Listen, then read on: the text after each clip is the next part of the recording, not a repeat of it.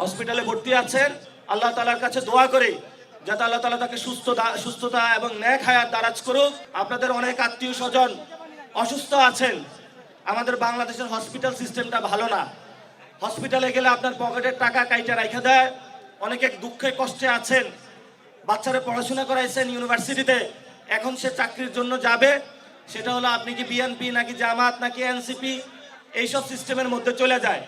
তার যে মেধা সেটা অনুযায়ী তাকে চাকরি দেওয়া হয় না। অনেক মা বোনেরা রয়েছেন অনেক কষ্টে আছেন। বিশেষত ইদানিং আমার সাথে অনেকে যোগাযোগ করেছেন যারা হলো সমাজে উইডো, বিধবা, স্বামী মারা গিয়েছে, বাপের বাড়িতেও জায়গা নাই, শ্বশুর বাড়িতেও জায়গা নেই, বাচ্চা কাচ্চা নিয়ে অনেক কষ্টে আছেন। আল্লাহ তাআলা সবাইকে সুস্থ করে দিক। বর্ষিয়ান রাজনীতিবিদ জনাব আব্বাস উদ্দিন সাহেব, মির্জা আব্বাস সাহেব, উনি অনেক অসুস্থ, হসপিটালে ভর্তি আছেন, ওনার অস্ত্রোপচার হবে।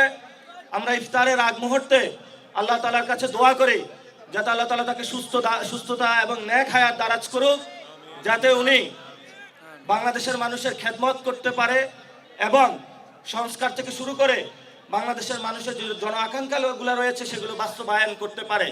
প্রত্যেকটা অসুস্থ মানুষের জন্যই আমরা দোয়া করি এবং যাতে ভালো থাকে সবাই। আপনারা দীর্ঘদিন ধরে এখানে যারা কাজ করছেন, আপনারা অনেক কষ্ট করছেন, আল্লাহ তাআলা সবাই আপনাদেরকে কবুল করুক। জামায়াত ইসলামী, বিএনপির অনেক নেতৃবৃন্দ এখানে উপস্থিত হয়েছেন। আমরা একটি নতুন বাংলাদেশ গড়তে চাই।